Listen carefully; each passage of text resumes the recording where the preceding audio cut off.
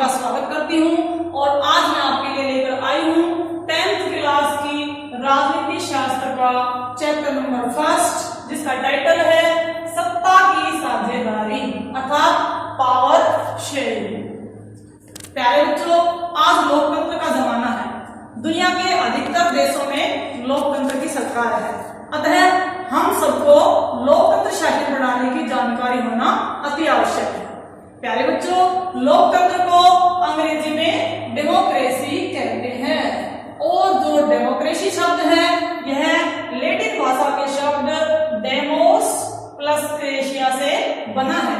Demos का अर्थ है जनता और क्रेशिया का अर्थ है शासन अर्थात जनता का शासन। लोकतंत्रीय शासन प्रणाली की सबसे सुंदर, सटीक तथा स्पष्ट परिभाषा दी थी संयुक्त राज्य अमेरिका के भूतपूर्व राष्ट्रपति जॉन अब्राहम लिंकन ने। उन्होंने कहा था कि लोकतंत्र जनता के द्वारा तथा जनता के लिए सरकार को कहते हैं, अर्थात democracy is the government of the people by the people and for the people. प्यारे बच्चों, लोकतंत्र शासन प्रणाली में सरकार के 3 अंग होते हैं। नंबर 1 विधायिका, नंबर 2 कार्यपालिका और नंबर 3 न्यायपालिका। आइए एक एक करके इन अंगों के बारे में जानकारी प्राप्त करते हैं। सबसे पहला अंग है विधायिका। इनका नामकरण इनके काम के अनुसार किया गया है अर्थात यथा काम तथा नाम, क्योंकि विधायिका का विशेष कार्य है विधेयक बनाना अर्थात कानून बनाना। विधायिका को अंग्रेजी में लेजिस्लेटिव कहते हैं। दूसरा अंग है कार्यपालिका, इसको अंग्रेजी में एग्जीक्यूटिव कहते हैं और इसका मुख्य कार्य है विधायिका द्वारा बनाए गए कानूनों को कार्य रूप प्रदान करना। और जो तीसरा अंग है वो है न्यायपालिका। न्यायपालिका को अंग्रेजी में जुडिशियरी कहते हैं। न्यायपालिका का मुख्य कार्य है विधायिका द्वारा बनाए गए तथा कार्यपालिका द्वारा लागू किए गए कानूनों का उल्लंघन करने वालों को दंड देना और न्याय करना। इस प्रकार से सरकार के तीनों अंगों के कार्य अलग अलग हैं और सरकार के 3 स्तर भी होते हैं। एक होता है केंद्रीय स्तर, जिसमें पूरे राष्ट्र के लिए, पूरे देश के लिए एक केंद्र स्तर पर सरकार होती है जो पूरे देश के लिए कार्य करती है। एक दूसरा स्तर है राज्य। एक देश जितने भी राज्यों में बटा होता है, प्रत्येक राज्य की अपनी एक सरकार होती है जो अपने राज्य के लिए कानून बनाती है तथा राज्य का शासन करती है। और एक तीसरा स्तर भी है जो है स्थानीय स्तर। स्थानीय स्तर पर लोकल गवर्नमेंट्स होती है और ये जो है स्थानीय स्तर पर ही कार्य करती है। स्थानीय सरकार एक तो ग्रामीण सरकार होती है और एक शहरी सरकार होती है। ग्रामीण स्तर पर सरकार के 3 अंग हैं। ग्राम लेवल पर पंचायत स्तर, जिसको हम ग्राम पंचायत कहते हैं, इसमें एक सरपंच होता है तथा अन्य पंच होते हैं जो गांव के कार्यों की व्यवस्था करते हैं, ग्राम का शासन देखते हैं। और एक द्वितीय स्तर है ब्लॉक स्तर, यह खंड स्तर पर होती है, इसे पंचायत समिति भी कहते हैं। और तीसरा स्तर है जिला स्तर। जिला स्तर पर एक जिला परिषद का चुनाव होता है।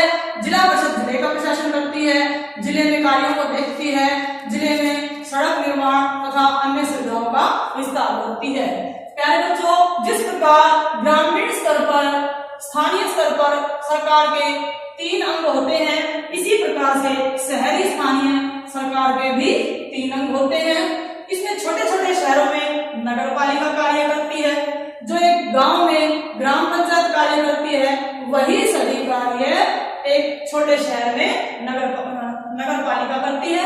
इसी प्रकार इसका दूसरा स्तर है नगर परिषद, जो मझोले शहरों में शासन प्रणाली है। और एक तीसरा स्तर है नगर निगम। यह बड़े बड़े शहरों में जैसे कि दिल्ली, मुंबई, चेन्नई आदि शहरों में नगर निगम की स्थापना की जाती है। इसका जो मुख्य प्रशासक होता है उसे मेयर कहा जाता है। इस प्रकार से शहर और ग्राम में भी शासन के 3 अंग होते हैं। अब जब हमने लोकतंत्रीय सरकार को अच्छी प्रकार से समझ लिया है तो हम पाठ की तरफ चलते हैं, जो हमारा पाठ है सत्ता की साझेदारी। सत्ता की साझेदारी को समझने से पहले हमें सत्ता शब्द को समझना होगा। सत्ता क्या है? सत्ता को अंग्रेजी में पावर कहते हैं। यह एक ऐसी काबिलियत है जिससे व्यक्ति अपने उद्देश्य को प्राप्त करने में सफलता प्राप्त करता है तथा अन्य व्यक्तियों के व्यवहार को प्रभावित करने की क्षमता रखता है। इसे ही हम पावर कहते हैं। अब है सत्ता की साझेदारी। सत्ता की साझेदारी का अर्थ है कि एक देश में सत्ता का अर्थात शासन का अलग अलग समूहों में बटा होना, विभाजित होना, इसे हम सत्ता की साझेदारी कहते हैं। सत्ता की साझेदारी के द्वारा किसी भी देश में गृह युद्ध को टाला जा सकता है। गृह युद्ध को अंग्रेजी में सिविल वॉर कहते हैं। गृह युद्ध क्या होता है प्यारे बच्चों? गृह युद्ध एक देश के अंदर विभिन्न समूहों या विभिन्न गुटों में हुई हिंसात्मक झड़प को कहते हैं, जब यह अधिक तीव्रता प्राप्त कर लेती है। अनेक देश गृह युद्ध की समस्या से जूझते रहे हैं। यहाँ पर सत्ता की साझेदारी का जो मॉडल है सबसे पहले सामने आया बेल्जियम में। हमारे पास इस पाठ में सत्ता की साझेदारी के दो मॉडल है। पहला बेल्जियम का मॉडल है तथा दूसरा है श्रीलंका का मॉडल। आइए एक एक करके अब हम इन मॉडल्स का अध्ययन करते हैं। सबसे पहले लेते हैं बेल्जियम के मॉडल को। बेल्जियम का मॉडल जानने के लिए हमें इसकी जातीय बनावट को समझना होगा। तो आइए देखते हैं बेल्जियम की जातीय बनावट। बेल्जियम यूरोपीय महाद्वीप में एक छोटा सा देश है। प्यारे बच्चों, इसका क्षेत्रफल तथा जनसंख्या भारत के हरियाणा राज्य से भी कम है। यहाँ की जनसंख्या महज 1 करोड़ है। यह 1830 ईस्वी में स्वतंत्र हुआ तथा यहाँ पर संघीय शासन प्रणाली पाई जाती है। बेल्जियम की राजधानी है ब्रुसेल्स। ब्रुसेल्स के बारे में आपको यह भी पता होना चाहिए कि यूरोप के देशों ने जो अपना एक यूरोपीय संघ बनाया है, जिसे हम ईयू के नाम से जानते हैं, यूरोपियन यूनियन। यूरोपियन यूनियन का मुख्यालय भी बेल्जियम की राजधानी ब्रुसेल्स में ही स्थित है। अब देखिए इसकी जातीय बनावट। यहाँ पर 59% लोग डच भाषी हैं, जो कि फ्लेमिश एरिया में रहते हैं। इसी प्रकार से 40% लोग हैं फ्रेंच भाषी, जो वेलोनिया के क्षेत्र में रहते हैं, और केवल 1% हैं जर्मन भाषी, जो जर्मन भाषा बोलते हैं। बेल्जियम के पड़ोसी देश हैं फ्रांस, जर्मनी तथा नीदरलैंड्स। प्यारे बच्चों, यहाँ की जो राजधानी है ब्रुसेल्स, वहां पर बिल्कुल ही एकदम से उल्टी बात है, क्योंकि राजधानी के अंदर 80% लोग जो है वो फ्रेंच भाषी रहते हैं तथा 20% लोग डच भाषी रहते हैं। यहाँ पर 1960 और 70 के दशक में ये विवाद, ये तनाव उभर कर सामने आया कि जो लोग पूरे देश में अधिक संख्या में हैं, वो तो राजधानी में अल्पसंख्यक हैं, तथा जो लोग राजधानी में बहुसंख्यक हैं, वो पूरे के पूरे देश में अल्पसंख्यक है। अभी आपके सामने नया शब्द आया, बहुसंख्यक और अल्पसंख्यक। बहुसंख्यकवाद क्या होता है? बहुसंख्यकवाद किसी जाति समूह के लोगों की अधिक संख्या है जो अन्य देशों पर अपना नियंत्रण स्थापित करते हैं तथा उनके ऊपर अपनी इच्छाओं को थोप सकते हैं। तो प्यारे बच्चों, इस विवाद को हल करने के लिए, इस तनाव को हल करने के लिए बेल्जियम ने अपनाया सत्ता की साझेदारी। इसमें 1970 से 1993 के 23 वर्षों के बीच में बेल्जियम ने अपने संविधान में 4 संशोधन किए। इन संशोधन में से पहला संशोधन था कि सेंट्रल गवर्नमेंट में अर्थात केंद्रीय सरकार में फ्रेंच भाषी तथा डच भाषी के बराबर मंत्री शामिल होंगे, जिससे वो अपने किसी भी विधेयक को पास करवाने में सक्षम होंगे। अतः उन दोनों का तनाव इस बात से टल गया। दूसरा था कि जो बेल्जियम की राजधानी है ब्रुसेल्स, वहां भी एक सरकार की स्थापना की जाएगी और वहां पर भी इन दोनों भाषा समूहों के मंत्रियों की जो संख्या है वह बराबर होगी। और तीसरा था सामुदायिक सरकारों की स्थापना। ये सामुदायिक सरकार क्या होती है? सामुदायिक सरकार एक जाति विशेष के लोगों की सरकार होती है। ये एक विशेष भाषा समूह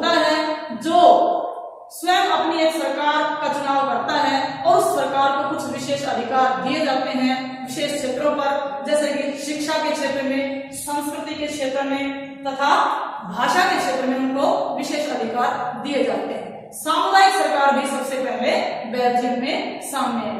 इसके अलावा यहाँ पर एक चौथा सुधार भी किया गया कि केंद्रीय और प्रांतीय सरकारों में जब भी कोई मतभेद होता था तो वो आपस में बैठ करके उसको सुलझा लेते थे। इस प्रकार से सत्ता की साझेदारी से बेल्जियम ने एक गृह युद्धों को टालने का अच्छा उदाहरण पेश किया। अब हम दूसरा मॉडल देखते हैं। दूसरा मॉडल है श्रीलंका का मॉडल। प्यारे बच्चों, श्रीलंका दक्षिण एशिया का एक छोटा सा महाद्वीपीय देश है। इसका पुराना नाम सिंघल द्वीप भी है। यहाँ पर यह पहले जो है अंग्रेजों का उपनिवेश रह चुका है। 1948 में श्रीलंका को आजादी प्राप्त हुई। यहाँ पर एकात्मक प्रकार की सरकार पाई जाती है। श्रीलंका की राजधानी कोलंबो है तथा यहाँ की जनसंख्या भी लगभग हरियाणा की जनसंख्या के बराबर है, अर्थात यहाँ की जनसंख्या लगभग 2 करोड़ है। आइए देखते हैं श्रीलंका की जातीय बनावट। श्रीलंका में 74% सिंगल भाषी लोग रहते हैं जो कि सिंगल भाषा बोलते हैं, जो कि एक बहुत बड़ी संख्या है। इसी प्रकार से यहाँ पर 18% रहते हैं तमिल भाषी लोग जो तमिल भाषा बोलते हैं, और इन 18% तमिल लोगों में भी 15% तो मूल तमिल है, अर्थात ऐसे तमिल लोग हैं जिनका जन्म श्रीलंका में ही हुआ है, वो वहां के मूलवासी हैं। और केवल 3% ऐसे तमिल लोग हैं जो आज से 300-400 वर्ष पूर्व काम की तलाश में अर्थात मजदूरों के रूप में श्रीलंका चले गए थे और वहीं जाकर के बस गए थे। और 1% यहाँ पर अन्य समुदाय के लोग रहते हैं और 7% रहते हैं ईसाई लोग। यहाँ पर जो ईसाई लोग रहते हैं वो दोनों ही भाषाएं बोलते हैं, वो तमिल भाषा भी बोलते हैं और सिंगली भाषा भी बोलते हैं। तो यहाँ श्रीलंका में क्या तनाव पैदा हुआ? श्रीलंका ने कुछ ऐसे कदम उठाए जिससे तमिल लोग बड़े उपेक्षित हो गए।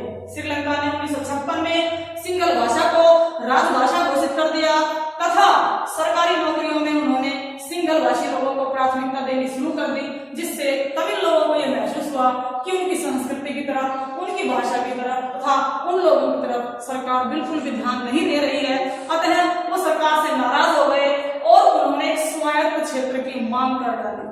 उन्होंने स्थापना की तमिल ईलम पार्टी की और स्वायत्त क्षेत्र की मांग की। स्वायत्त क्षेत्र क्या होता है? जब किसी देश के अंदर कोई राज्य अपनी स्वायत्त सरकार की स्थापना करना चाहता है तो उसे स्वायत्त क्षेत्र कहते हैं। प्यारे बच्चों, इस प्रकार हमने देखा कि श्रीलंका एक ऐसा देश रहा है जिसने आजादी के बाद सबसे ज्यादा आर्थिक विकास किया है, लेकिन इसको फिर भी गृह युद्ध जैसी समस्याओं का सामना करना पड़ा, क्योंकि सिंगल और तमिल भाषी लोगों में वहां पर गृह युद्ध छिड़ गया। अगर श्रीलंका ने भी बेल्जियम जैसा सत्ता की साझेदारी को अपनाया होता तो श्रीलंका को गृह युद्ध का सामना नहीं करना पड़ता। प्यारे बच्चों, आइए एक नजर भारत पर भी डालते हैं। भारत 1947 में आजाद हुआ।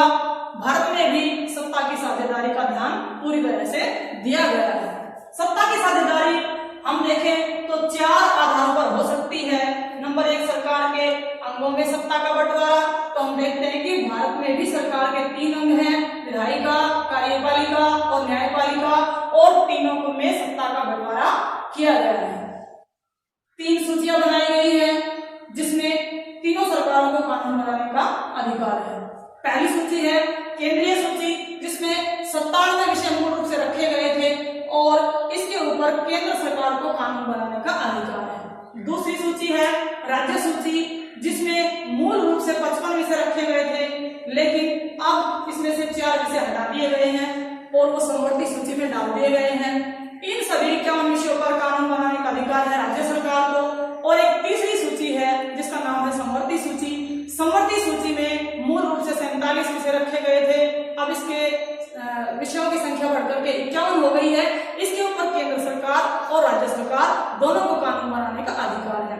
परंतु यदि राज्य सरकार केंद्र सरकार से निवेदन करे कि यह विषय केंद्र सरकार के कानून बनाने लायक है, तो केंद्र सरकार भी उसके ऊपर कानून बना सकती है। और इसके साथ ही भारत में एक चौथी सूची भी रखी हुई है जिसका नाम है अवशिष्ट सूची। जिन विषयों का नाम इन उपरोक्त तीनों सूचियों में नहीं आया है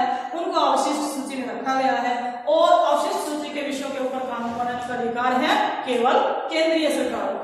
इस प्रकार से इस आधार पर भारत में सत्ता का बंटवारा किया गया है और सत्ता का बंटवारा करते समय एक विशेष बात पर भी ध्यान दिया गया है, जो है चेक एवं बैलेंस पॉलिसी। साथियों, ये चेक एवं बैलेंस की पॉलिसी क्या है? इसका अर्थ है नियंत्रण और संतुलन की नीति। अर्थात सरकार के जो तीनों अंग हैं, विधायिका, कार्यपालिका और न्यायपालिका, इन तीनों को शक्तियां बराबर दी गई है। ऐसा नहीं है कि किसी अंग को बेहिसाब शक्तियां दे दी गई है जिससे एक अंग दूसरे अंग के ऊपर नियंत्रण स्थापित कर दे। तो इस पॉलिसी का ध्यान रखा गया है। जैसे कि भारत में विधायिका का चुनाव देश के लोग करते हैं और कार्यपालिका का चुनाव जो है विधायिका में से ही किया जाता है, अतः कार्यपालिका के ऊपर विधायिका का नियंत्रण होता है। इसी प्रकार से जो कार्यपालिका है वो सरकार चलाने का काम करती है, वो सबके लिए जो है कानून को लागू करती है, और जो न्यायपालिका है उसके न्यायाधीशों का चुनाव भी कार्यपालिका करती है। अतः तीनों अंगों के जो कार्य हैं वो एक दूसरे से जुड़े हुए हैं और एक दूसरे से नियंत्रित हैं। सत्ता की साझेदारी का दूसरा आधार है सरकार के स्तरों में, अर्थात सरकार के 3 स्तर हैं भारत में, केंद्रीय स्तर, राज्य स्तर तथा स्थानीय स्तर। आरंभ में सरकार के 2 ही स्तर थे, लेकिन 1993-94 में संवैधानिक संशोधन 73वें और 74वें के द्वारा स्थानीय सरकार को संवैधानिक दर्जा प्राप्त किया गया और पंचायतों को कुछ अधिकार दिए गए। प्यारे बच्चों, तीसरा सत्ता के विभाजन का आधार है विभिन्न समूहों में, अर्थात एक देश में जितने जाति के आधार पर, धर्म के आधार पर या संस्कृति के आधार पर अलग अलग समूह हैं, उनको भी सत्ता में हिस्सा दिया गया है। जैसे कि भारत के संविधान में कुछ जातियों को आरक्षण दिया गया है, तो ये उनकी सत्ता में साझेदारी है। और चौथा है विभिन्न राजनीतिक दलों में, अर्थात जब 2 या 2 से अधिक राजनीतिक पार्टियां मिलकर के सरकार बनाती हैं, गठबंधन सरकार बनाती है, तो भी वो एक प्रकार से सत्ता की साझेदारी होती है। यहाँ पर प्यारे बच्चों एक नया शब्द आया है, एथनिक अथवा जातीय। इसका अर्थ है एक ऐसा प्रजातीय समूह जिसमें सदस्यों का एक ही सांस्कृतिक आधार हो तथा वे अपना संबंध एक ही पूर्वज से मानते हो। इसका यह अर्थ नहीं है कि वे सभी एक ही देश के निवासी हो, वे अलग अलग देशों में भी रह सकते हैं तथा वो अपने आप को एक एथनिक के रूप में गठित रखते हैं। अब एक बात यहाँ पर मैं और वर्णन करना चाहूंगी, वो है सत्ता के विभाजन के कारण। सत्ता के विभाजन के 2 कारण हो सकते हैं। नंबर 1 युक्ति परक, जिसको अंग्रेजी में प्रूडेंशियल कहते हैं। इसमें सत्ता का विभाजन करते समय दोनों समूहों के लाभ हानि का विशेष ध्यान दिया जाता है ताकि दोनों समूहों में किसी प्रकार का तनाव नहीं हो। और एक दूसरा है नैतिक कारण, अर्थात मोरल रीजन। इसमें नैतिकता की बात तब आती है जब उसमें सही गलत पर बात आती है, तो सही विषय का चुनाव करने के लोग नैतिक कहते हैं। तो इसमें से जो दूसरा कारण है वो नैतिक कारण होता है। तो पहले बच्चों इस प्रकार हमने देखा कि कई देशों में गृह युद्ध की समस्या को टालने के लिए और शासन की अनेक समस्याओं को दूर करने के लिए सत्ता की साझेदारी की गई है। सत्ता की साझेदारी करने से बहुत ज्यादा लाभ है। इससे किसी देश में गृह युद्ध टल जाता है, जाति समूहों में, भाषाई समूहों में तनाव नहीं रहता है, वो एक दूसरे को शंका की दृष्टि से नहीं देखते हैं, साथ ही अच्छे अच्छे प्रशासक पैदा होते हैं, लोगों को प्रशासन में हिस्सेदारी बढ़ती है तो उनको प्रशासन का प्रशिक्षण भी मिल जाता है। इस प्रकार से सत्ता की साझेदारी टॉपिक राजनीति में विशेष महत्व रखता है। मैं समझती हूँ कि आपको सत्ता की साझेदारी का टॉपिक बहुत ही अच्छे तरह से समझ में आ गया होगा, और यदि आपको समझ में आया है तो मेरे वीडियो को लाइक कीजिए तथा मेरे चैनल को सब्सक्राइब कीजिए। और यदि आप एक स्क्रीनशॉट लेना चाहें तो मैं साइड में हो जाती हूँ, आप इसका एक स्क्रीनशॉट ले सकते हैं। और अब मैं आपके सामने दूसरा लेसन लेकर हाजिर होंगी। दूसरे लेसन का नाम है संघवाद। इसी के साथ आप सबका बहुत बहुत धन्यवाद। वंदे मातरम।